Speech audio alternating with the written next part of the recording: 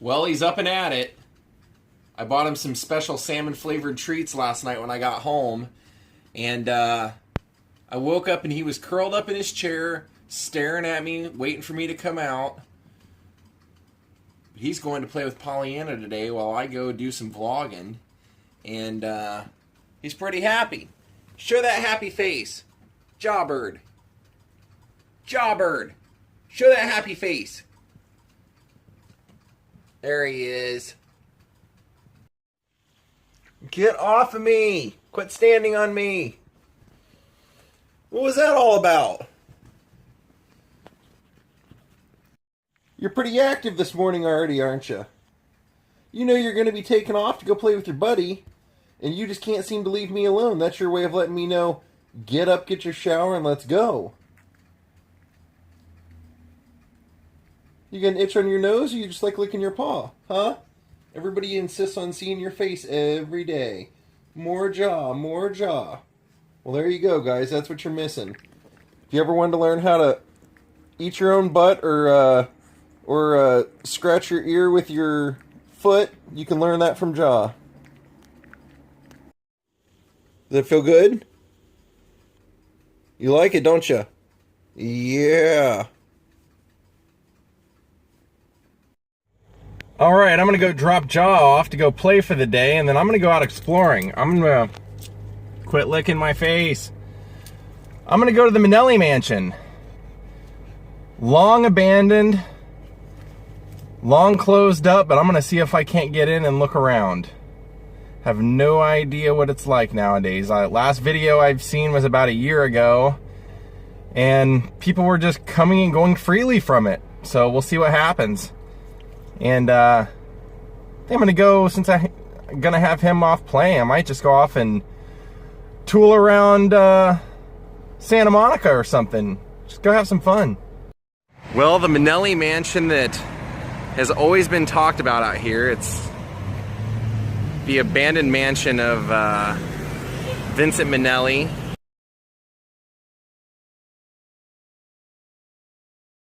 And it was also the house that Liza Minnelli grew up in.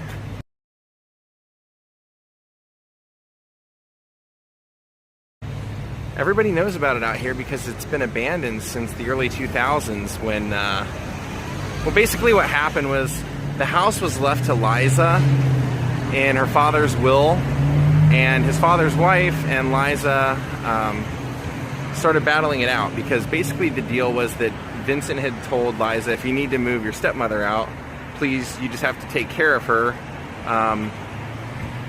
you know, so she has somewhere to live till the rest of her life. And so when Liza tried to do that, her stepmother took her to court and won and was allowed to stay here till the end. And after her mother finally died, or stepmother, I keep saying that, after her stepmother died, she finally tried to sell the place, but it's just such in shambles and in disrepair that when they finally sold it, the new owners never moved in. And so people over the years have just come and gone freely and walked through the house, and there's old records and there's all kinds of stuff that was left behind. Even videos I've seen had a Minnelli mansion calendar still hanging up. So it looks like that they're finally doing something to it, and they're finally tearing it down because there's all kinds of workers and stuff. So I actually just heard about this about a week ago. I was planning on coming out here and trying to vlog it while it was still around, since I had seen people were able to kind of sneak in and get to it. And then I started seeing that they had put up no trespassing signs, but people were still kind of able to do it. It used to just be like just the front gates and you could just walk right in. But maybe, if I'm nice, maybe I can talk one of these guys into just letting me see the property, since it's going to be gone. There's always a chance they'll say yes, and there's always a chance that they'll say no because it's private property now. But if you're interested, go look up the Minnelli mansion, abandoned Minnelli mansion on YouTube, and you'll be able to see people doing walkthroughs of this place. But wow, kind of surprised because, yeah, kind of surprised because, like I said, so many people had been in and out of here. Looks like they've finally torn it apart. And what's interesting about this place is that I had seen where if you walk through here, you could actually kind of figure out what room was which, because Liza's father had, while she was a little girl, once he and Judy Garland split up, one of the things that he did out of kind of a guilty conscience, I think, was he would have dresses made for Liza from famous movies, like Gone with the Wind or whatever movie was out, this glamorous gown, and he would have it made in her size when she was like 5 years old, 6 years old.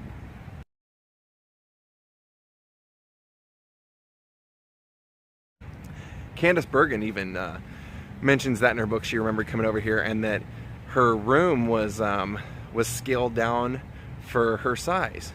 The coat racks and everything in her closets were all at the size that a little girl would be able to get to them. And yeah, you could walk through, you could find where was Vincent's private room, where the study was, where everything was, but it looks like those days are gone. And unfortunately, I'm a little bit too late. It looks like they've pretty much done the damage that you can do. But, you know, like I said, this was one of those things that I really wanted to do as soon as I found out, and this is why I try and get out here and vlog as soon as I can, because this is a prime example of things don't last forever out here. It's really too bad I made it out here so late, because I would have loved to have walked through that, and I don't know. I saw some people that had walked through, found like Dean Martin records and stuff like that. I would have loved to have just grabbed like one thing like that, but looks like all the trash has already been removed. See if anybody yells at me for filming over here. All that big property. And since I'm out here, I'm just gonna I'll include some pictures of what it looked like before it was all torn down, but I believe this was the front of the house. See, there's a driveway right here, and I believe this is where a lot of people would enter from. Yeah, this was the front of the mansion.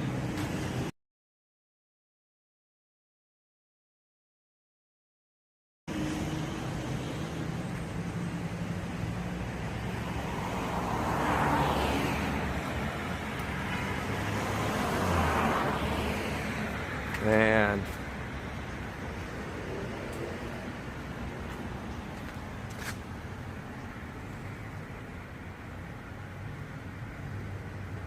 That's all that's left.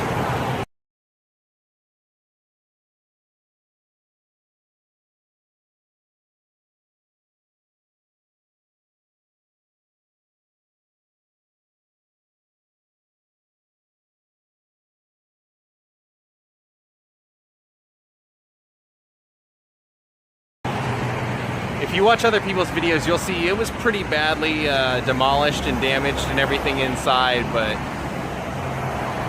wow, the famed director Vincent Minnelli, father to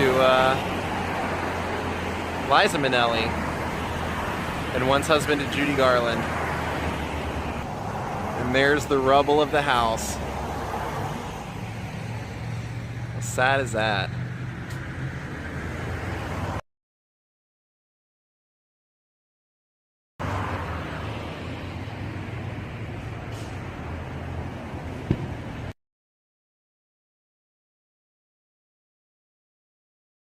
And there you can see where all the taggers would come in and tag the inside of the building and everything else.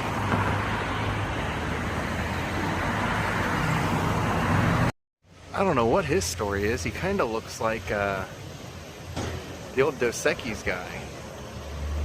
Well, I decided not to go to Santa Monica after all, because when I was dropping Jaw off, I went out to my car, flipped on my phone, and had a notification reminding me that my appointment or my reservation for the Andy Warhol exhibit is tomorrow that I booked like a month or 2 months ago. I knew it was in this month, I just didn't remember when. So apparently that's tomorrow. And I also have my doctor's appointment for my MRI for my finger tomorrow, but I think that I actually have enough time to do both in their appointed times. Don't I sound official? So I'm going to go to my 12:30 Andy Warhol exhibit, and then I'm going to go to my 2 o'clock doctor's appointment. And I just decided after the Minnelli mansion was kind of a letdown. I mean, it was actually cool for me because I'll probably be one of the last people to get a vlog anything about it because they're tearing it down, so probably in a day or so it won't even be there.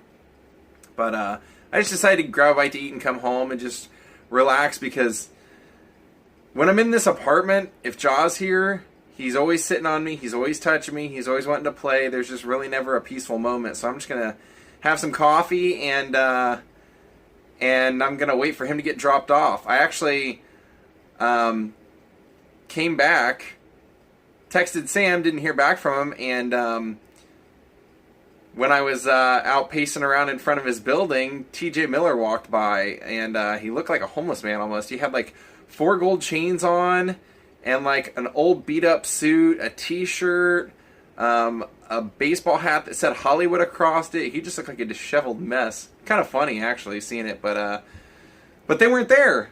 Jaw's out playing somewhere, so Sam's going to drop him off in a little bit, and when I came back, I actually had a care package from Daryl Turcotte and his wife, and he sent Jaw a bunch of stuff. So let's open it up and see what's in it. All right, I busted open the flap so that Daryl's address will be secret. Ooh, Jaw's gonna be happy. Oh yeah. Oh, looks like Daddy's gonna be happy too. If you can believe it, I have never had Tim Hortons coffee. They didn't actually put Tim Hortons in Ohio or anywhere near where my family lives until I moved away.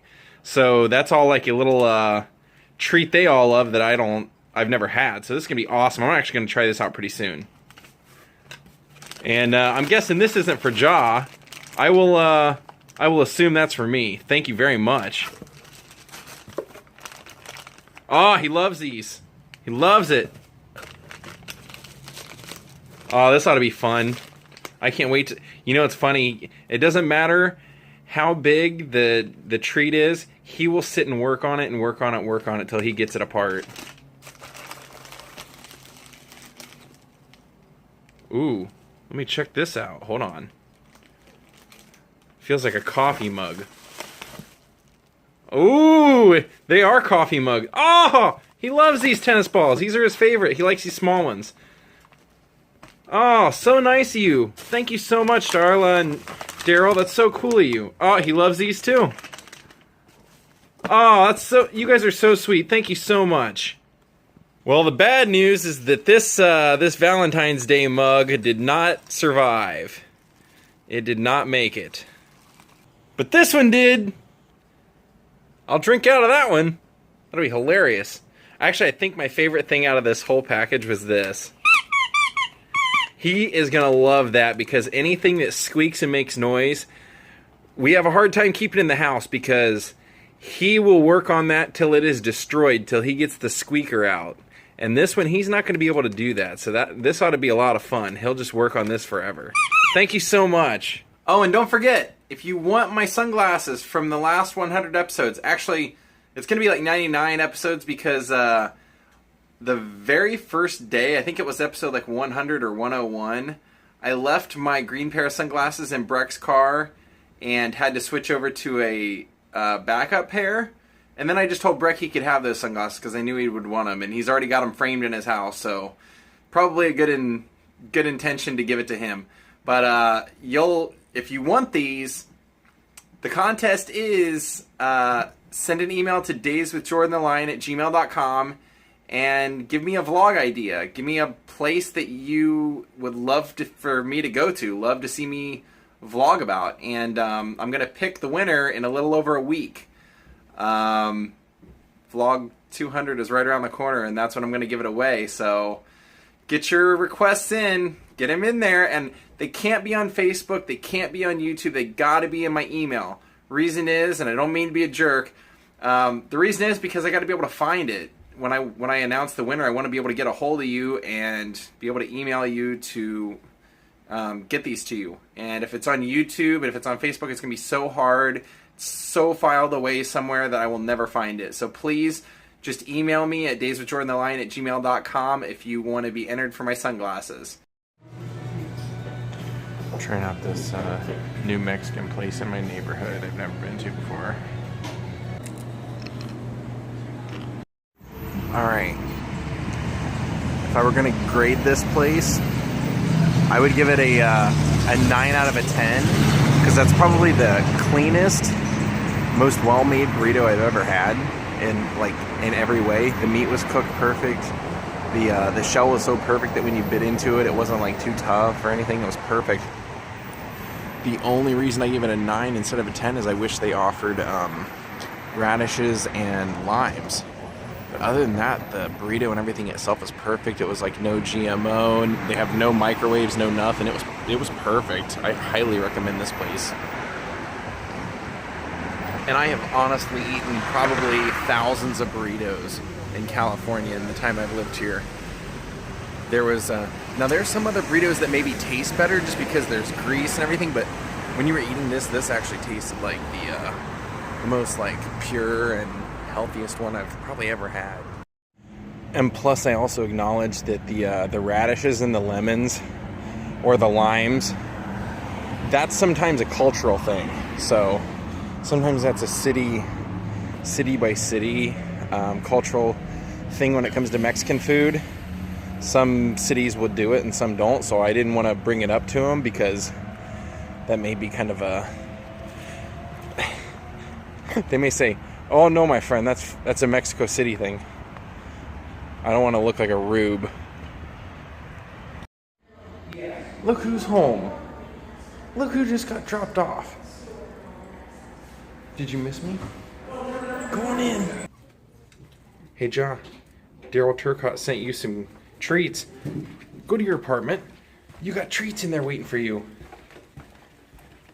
He walked in, immediately noticed his treat on the floor, sniffed it, and then hopped up here and laid down because he's tired. Started blinking his eyes, so. From Jordan and Ja in Hollywood, California, we say, good night. Give him a salute, Ja.